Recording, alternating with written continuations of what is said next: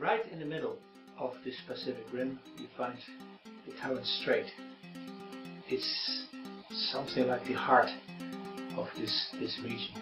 This is one of the stages. It could be what we call an incubator.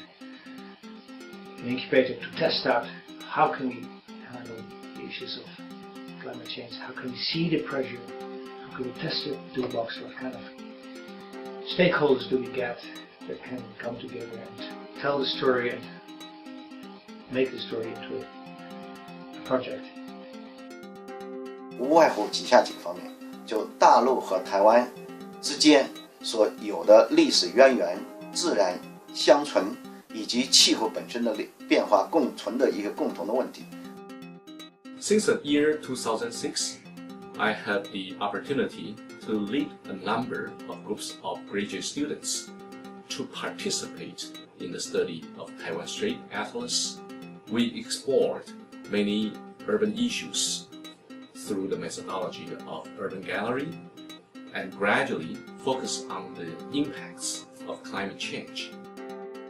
The core, you could say the soul of core, has always been discovery.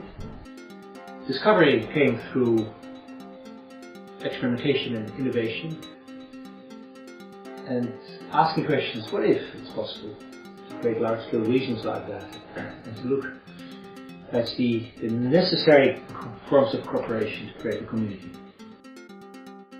This is the stage of the Taiwan Strait Smart Region project.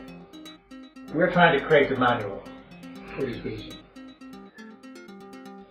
First, we wanted to make an atlas of the area which nobody has done so far.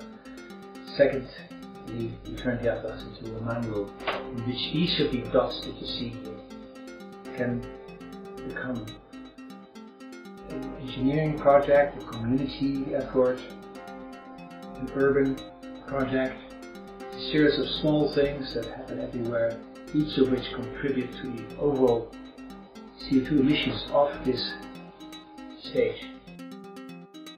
So we see this region as kind of multiple forces happening and accelerating in the regions.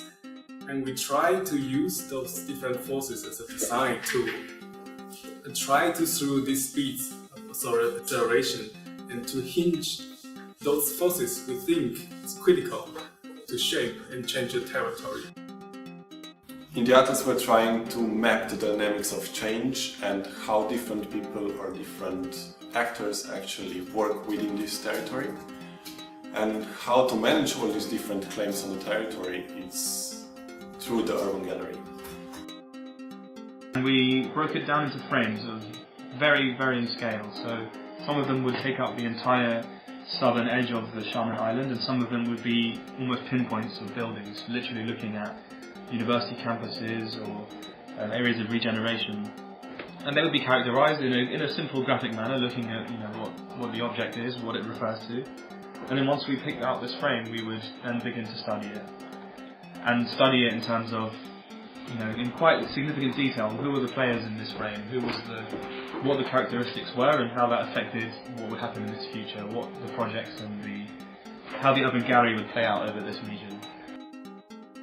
So for example, you might exist as a project within one frame here. But coincidentally, you're dealing with stakeholders that are actually working in a multitude of frames. It could be the same stakeholder working in another part of the city, or even in another part of the Taiwan Strait. And this same stakeholder maybe has a connection to a business. Maybe this business is dealing with a type of technology that he's using in this site, which would actually benefit you in your original site. It's not just an atlas for the Taiwan Strait itself, but what it represents is this paradigm of collaboration and cooperation between different sets of actors within a region. This atlas would be very applicable to other regions too.